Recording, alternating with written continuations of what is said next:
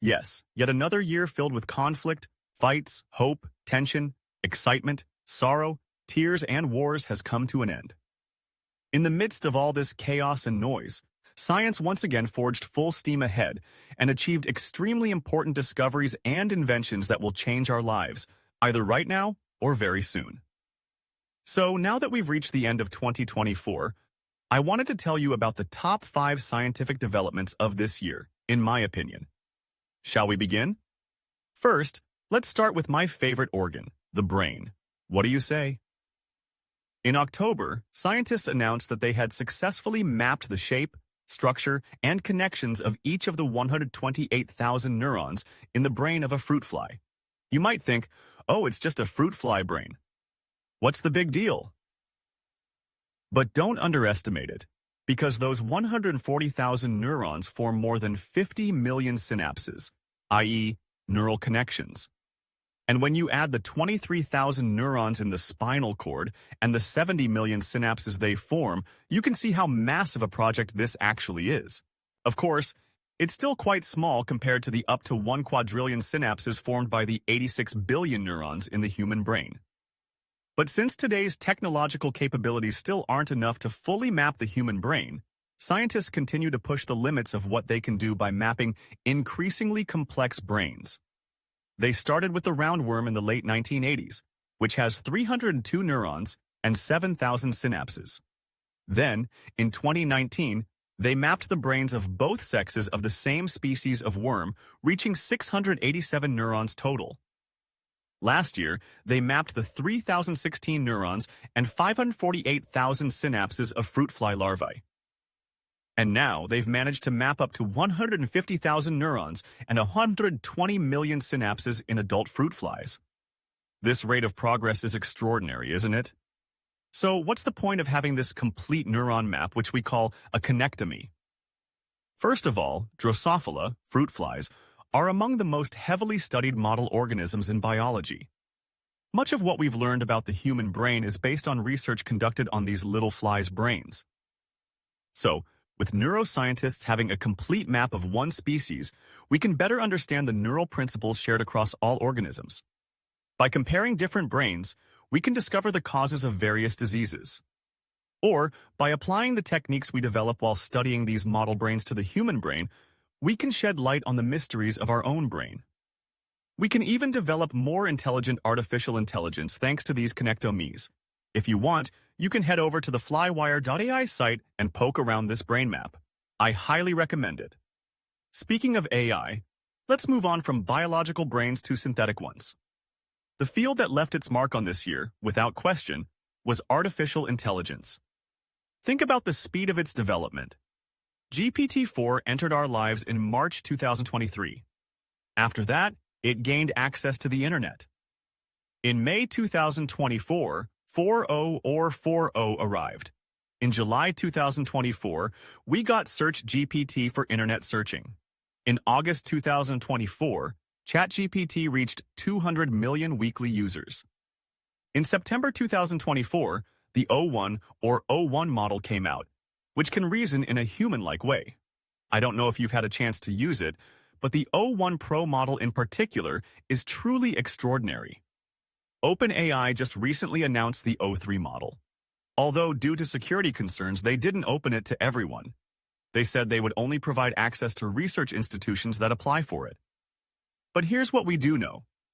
The O3 model scored 25.2 points on the Epoch AI Frontier benchmarks, considered the most difficult mathematical comparative tests on Earth. Benchmarks are essentially exams we use to compare the performances of different AIs or other engineering technologies, like a sort of grading test. That includes the ChatGPT models we're using today. All the other models, every single one of them, could only score 2 points out of 100 on the Epoch AI Frontier benchmark. Because this benchmark isn't just about understanding math, it's also about discovering new mathematics. So it's definitely not a trivial accomplishment. On top of that, this model scored 96.7 on the AIME 2024 exam, which is usually taken by high school math prodigies. And on an exam where PhD students typically average a score of 70, it got 87.7. I'm not kidding, they're on the way. And of course, it's not just OpenAI doing this. Google's Alpha Proof model, in July 2024, reached a level nearly high enough to win a gold medal at the International Mathematical Olympiad. And that model was intentionally restricted from doing Google searches. It wasn't a large language model like ChatGPT, but rather a neurosymbolic system built on top of large language models. This year, we saw a model announced that can produce AI-powered speech in just 70 milliseconds, enabling AI systems to communicate with humans in real time. Microsoft's 5 and Orca also showed up, small language models that can be run extremely quickly even on mobile phones, not just big LLMs. Considering how rapidly these small models are entering our lives, it means they can produce more accurate answers much faster and can respond with realistic human voices. On the video generation side, OpenAI released Sora a few weeks ago. We were about to say, what a disappointment, because it couldn't generate anything functional accurately. Right then, Google announced the far more successful VO2 model and made it available to everyone. That model better understands the physical world and produces amazing results. And of course, AI agents, or agentic AI, began to make a subtle entrance into our lives toward the end of this year. This topic will probably leave its mark on 2025.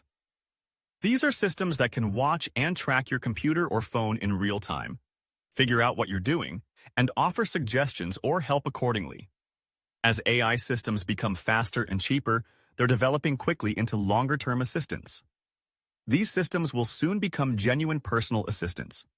So, as I've previously mentioned to you, it may be a bit unusual that the 2024 Nobel Prizes were almost entirely awarded to AI research. And of course, we need to remember that modern AIs are still very far from general human intelligence, that they keep making obvious mistakes that no human would make, and that they continue to spread biases found in the average person or in their training datasets in quite terrible ways. But we've already discussed these matters in detail before, so I'm not going to repeat them here. Now, let's move on to medicine. Science, one of the world's leading academic journals, named the invention of a drug called lenacapavir as the #1 scientific breakthrough of the year among all scientific developments. And I think it was well-deserved. How could they not? This drug binds to the capsid part of the HIV, human immunodeficiency virus, causing AIDS, acquired immune deficiency syndrome, which rose to prominence in the 1990s and has killed 42 million people so far, including 630,000 in 2023 alone. By binding to the virus's outer shell, it prevents the virus from entering the human body, and it works for 6 months straight. What does that mean? It means we've discovered the first functional HIV vaccine in history. So it seems that science might finally end AIDS in the coming years. This is an extraordinary achievement, but I also want to place 2 more molecules at the peak of this year's scientific developments: semaglutide and tirzepatide. You might know semaglutide by its brand name Ozempic.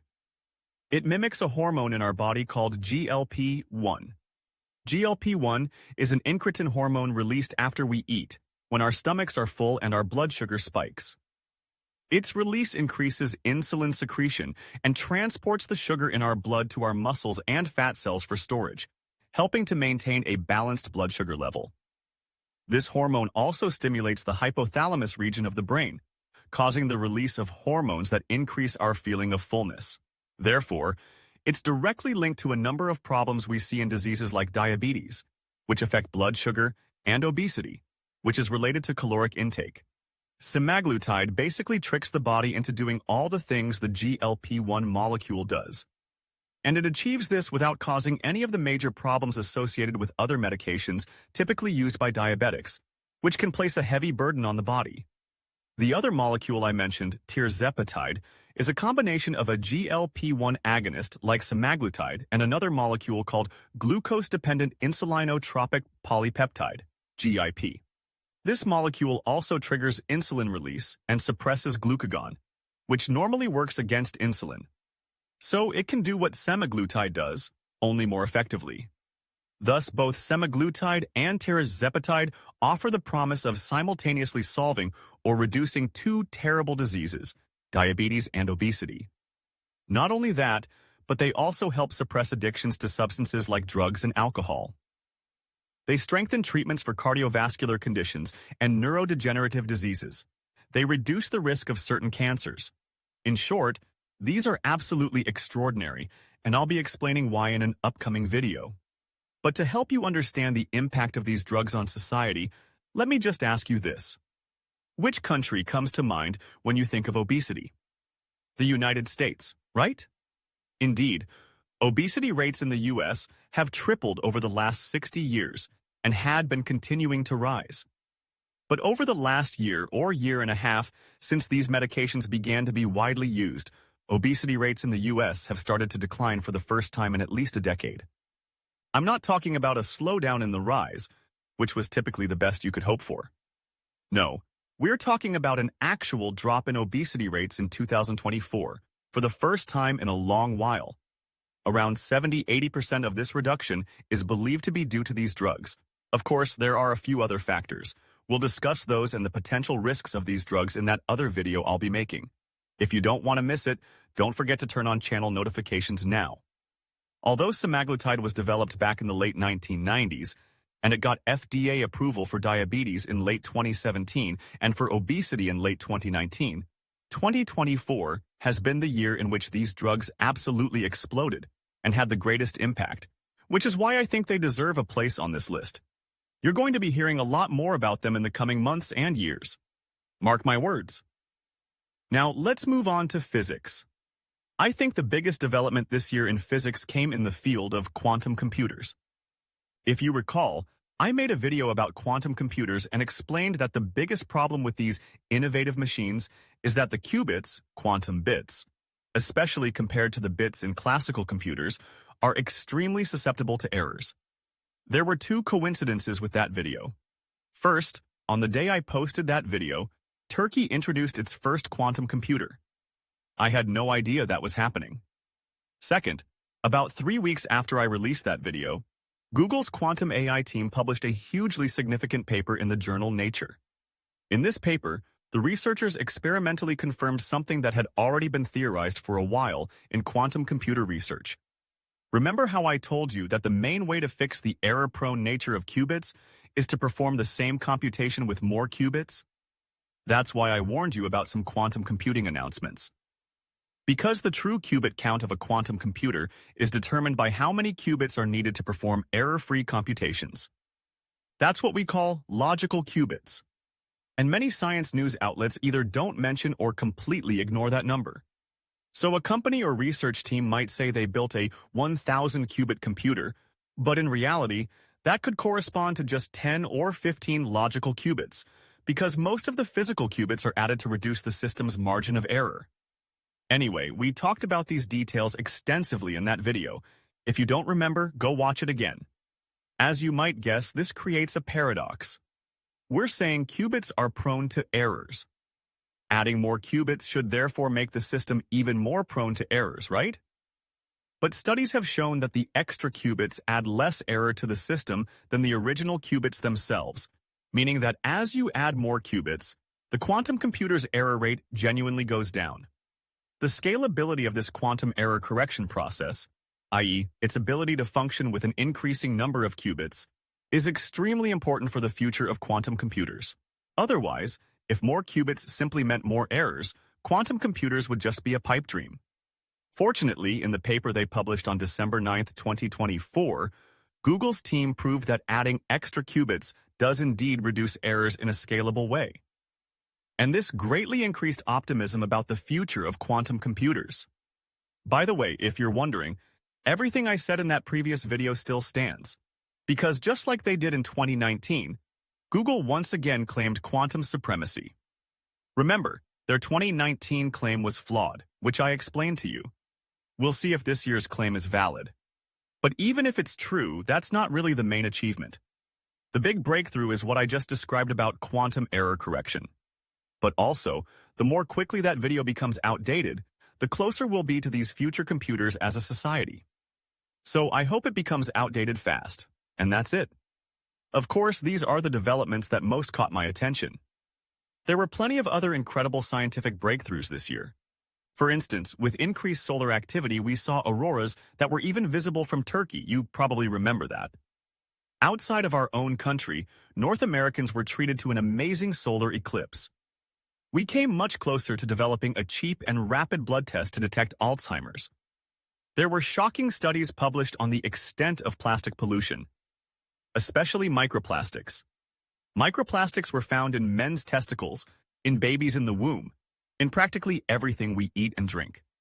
The Paris Olympics reignited debates on the limits and diversity of human biology. We'll see whether it was good or bad, but globally, just about every democracy swung toward change. In 80% of the world's democracies, the ruling parties either lost power or were replaced altogether.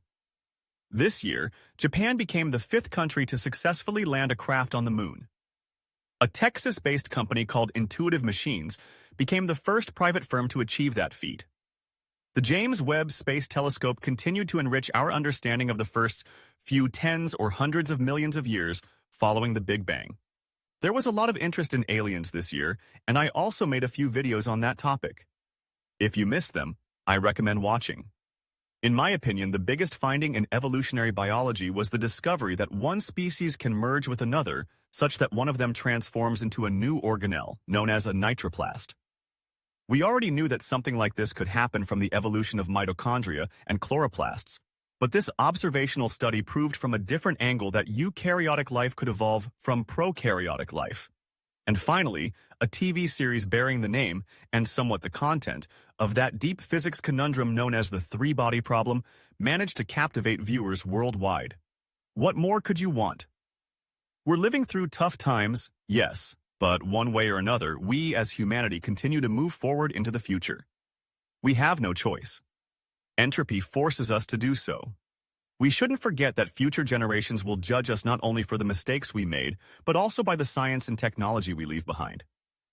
Let's leave them a 2025 that's better in every sense than 2024. Sound good? I'll see you in the next video. Happy New Year to everyone in advance. Take care.